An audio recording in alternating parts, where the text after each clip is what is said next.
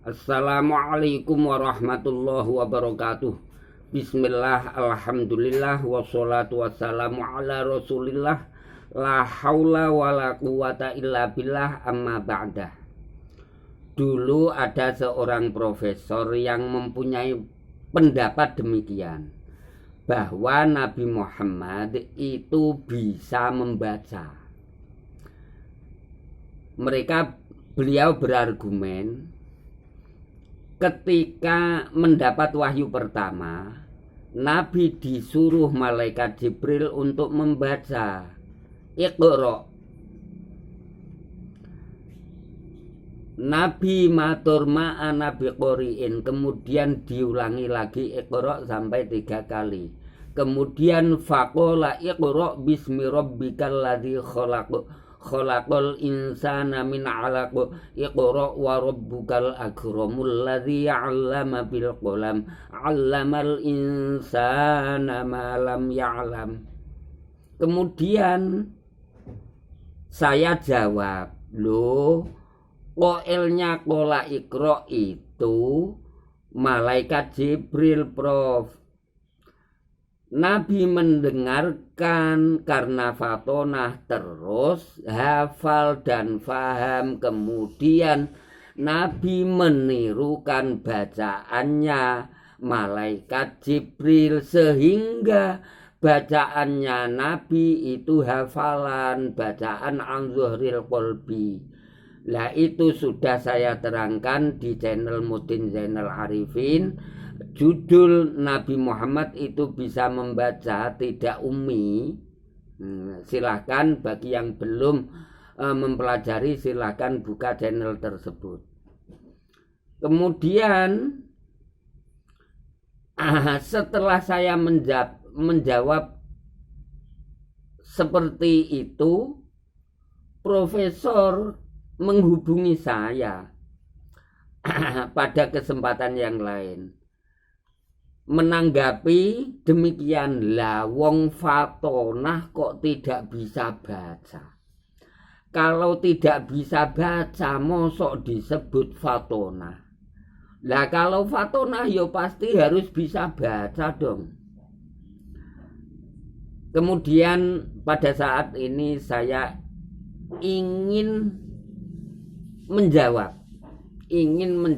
tapi niat saya mubahasah tafaqquh fiddin, tidak berdasarkan tajassus, ghibah maupun yang lain.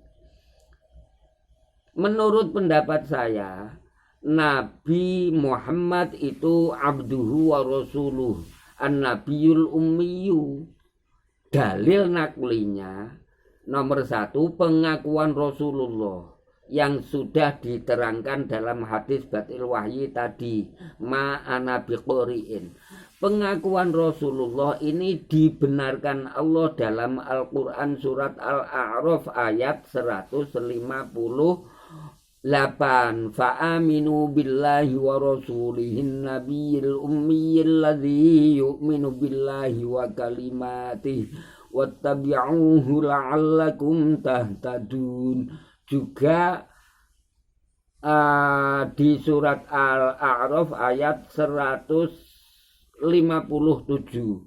Alladzina yattabi'una rasulan nabiyyal ummiyal ladzi yajidunahu maktuban 'indahum fit tawrati wal injil ya'muruhum bil ma'rufi wa yanhahum 'anil munkar wa yuhillu lahumut thayyibat wa yuharrimu 'alaihimul khaba'ith. Al-ayah.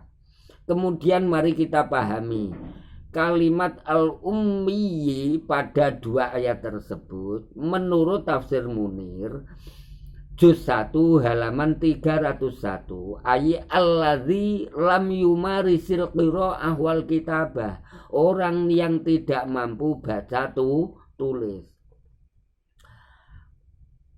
Wa ma'adzalik qad jama'a ulumal awwalin wal akhirin.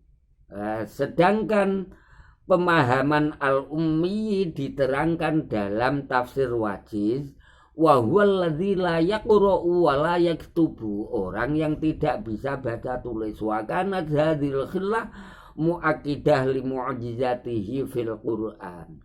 Sehingga berdasarkan dalil di atas saya yakin bahwa Rasulullah itu An-Nabiyil Ummi. Saya dalam sholat subuh juga berdoa Allahumma sholli ala sayyidi Allahumma sholli wa sallim ala sayyidina Muhammadin Nabiyil Ummi wa ala alihi wa sahbihi wa baraka wa sallam. Sedangkan dalil akli rasionalnya, apabila ditanya kenapa cerdas kok tidak bisa menulis, tidak bisa membaca, saya jawab kecerdasan kefatonahan Rasulullah tetap bimasyiatillah, tetap ta'alluq dengan kudroh dan irodahnya Allah. Sehingga kalau Allah tidak memberi, ya tidak bisa. Qalu subhanaka la ilma lana illa ma 'allamtana innaka antal alimul hakim. Surat Al-Baqarah ayat 22. Begitu juga kalau Allah tidak memberi ilmu, ya tidak tahu. Seperti ilmu tentang roh, wa yas'alunaka 'anir ruh qul ruhu min amri rabbi. Seperti ilmu tentang waktu terjadinya Nabi yaumil qiyamah. Nabi hanya diberi ilmu tentang tanda-tanda akan datangnya yaumul qiyamah. Wa yas'alunaka 'anir ruh qul innama 'ilmuha 'inda rabbi la yujalliha liwaqti wa yas'alunaka 'anis sa'ah qul innama 'ilmuha 'inda rabbi la yujalliha liwaqtiha illahu. Apabila ditanya kenapa Rasulullah tidak diberi ilmu kitabah wa qiraatil kitabah, maka saya jawab karena wahyu yang diberikan Allah pada Rasulullah tidak suhuf. Lah kalau nabi-nabi terdahulu wahyu yang diberikan berupa suhuf seperti suhuf Ibrahim, sehingga karena berbentuk suhuf, nabi yang menerima ya mesti diberi ilmu qiraatil kitabah dan kitabah.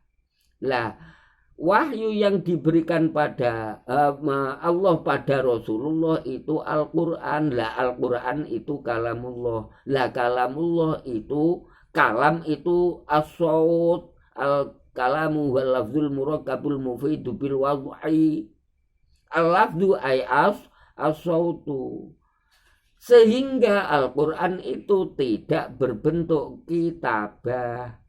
Karena tidak berbentuk kitabah, maka tidak disyaratkan harus mempunyai ilmu kitabah, harus bisa baca tulis.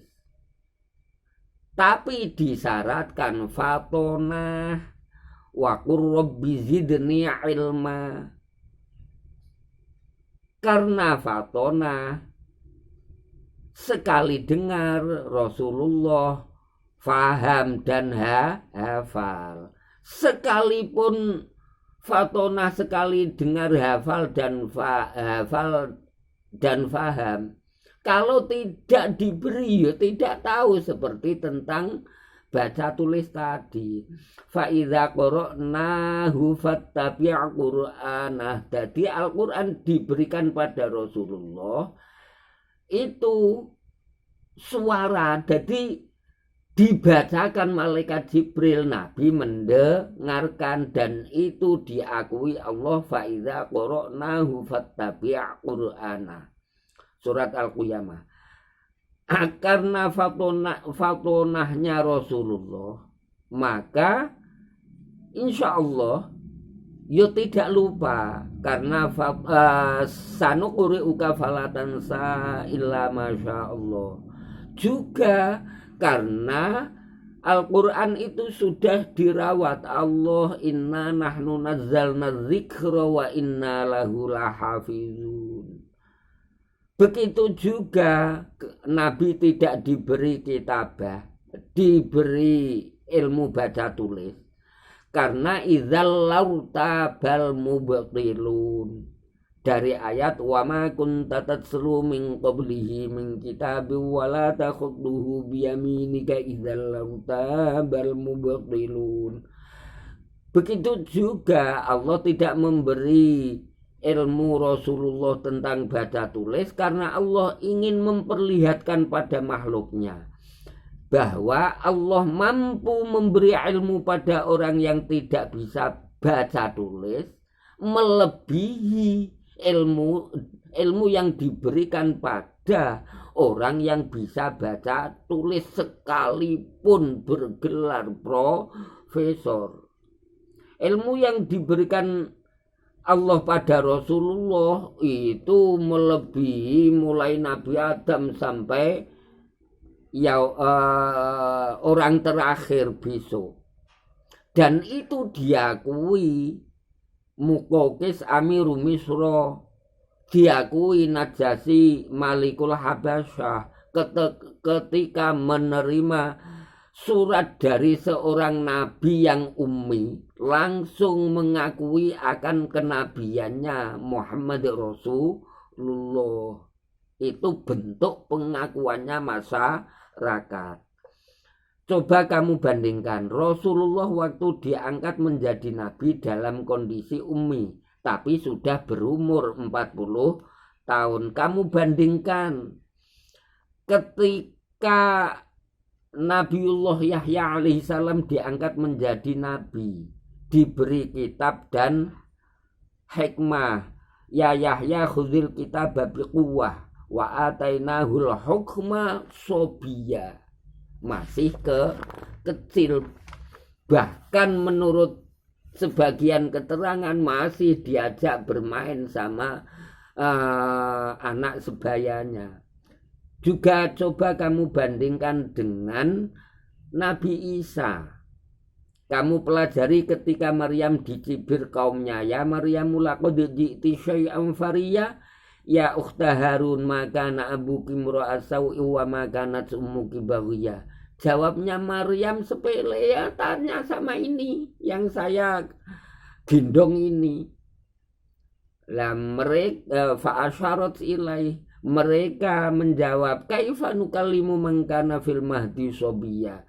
Lu bagaimana saya bisa mencari informasi dari sobian fil mahdi, anak kecil yang masih kamu gendong. Tapi sekalipun kecil belum bisa baca tulis. Kalau Allah menghendaki ya bisa. Kalau Allah sudah mengatakan kun yufayakun, Nabi Isa bisa menjawab qala inni abdullah atani alkitaba wa ja'alani nabiyya wa ja'alani mubarakan ainama kuntu wa awsani bisolati wa zakati ma dumtu hayya. Jadi Nabi Isa mendapatkan Alkitab itu usianya masih fil mahdi sobi, ya belum bisa baca tulis. Gitu Prof ya. Perlu kamu pahami, Allah tidak memberi Rasulullah tentang ilmu baca tulis, tapi memberi fatonah yang melebihi fatonahnya orang yang bisa baca tulis, sehingga ilmu yang diberikan Allah pada Rasulullah melebihi makhluk yang lain siapapun, mulai Nabi Adam sampai besok, termasuk profesor. Dan itu menurut Allah mudah, memberi ilmu kepandaian pada orang yang tidak bisa baca tulis. Menurut Allah itu mudah. Ngono kok putek te Prof. Dawe Allah qala rabbuka huwa alayya hayyin wa qad khalaqtuka min qablu wa lam taku syai'a. Mudah itu. Sebagaimana Allah memberi Alkitab Al-Hukmah pada Yahya ketika Sobiyya, memberi kitab pada Nabi Isa fil mahdi Sobiyya. Begitu juga Allah tidak memberi ilmu Rasulullah tentang baca tulis, itu menurut pendapat saya karena ada rahasia yang ingin diberikan Allah agar kamu tahu, yaitu Allah memberi ilmu pada makhluknya itu ada kalanya langsung tidak melalui belajar, seperti ilmu yang diberikan Allah pada nabinya disebut wahyu. Lah wahyu dulu sudah saya terangkan di bab-bab terdahulu datangnya wahyu. Lah ilmu yang diberikan langsung Allah langsung pada makhluknya yang selain Nabi dan Rasul disebut laduni. Lah laduni itu jarang, wafi laduni qolla wafi qudni wa qudni lahadfu aidun qad yafi menurut kitab Al-Khulaso. Sedangkan cara mendapatkan ilmu laduni, kita diberi bocoran sama Rasulullah, man amila bima alima allamahullahu ilma ma lam ya'lam. Lah Allah memberi ilmu pada makhluknya, ada kalanya harus melalui cara belajar, sehingga apabila tidak mau mencari, tidak mau belajar, yo tidak diberi ilmu. Lah ilmu yang model ini wah gesitnya bukan main. Seperti hayawan buruan, apabila ketangkap kok tidak langsung dicancang, yo bedal. Untuk itu ketika mendapatkan ilmu yang harus dicari, yo harus segera diikat. Caranya mengikat yo yang erat dengan cara dicatat. Al ilmu soidun wal kitabatu soiduhu qayyid suyudaka bil hablil wasiqo. Argumen saya ini, kalau yang mendengarkan kok orang yang diberi hidayah Allah, ya insya Allah iman. Tapi sepandai-pandai profesor, kalau tidak diberi hidayah Allah, mendengar argumen saya, ya tidak mungkin iman. Untuk itu, mari kita berdoa bersama. Juga saling mendoakan, semoga kita selalu diberi maghfirah Allah, selalu diberi hidayah, selalu diberi hidayah, akhirnya sregep ibadah. Setelah sregep ibadah menjadi mardiyah, akhirnya basyaronallahu bidukhulil jannah.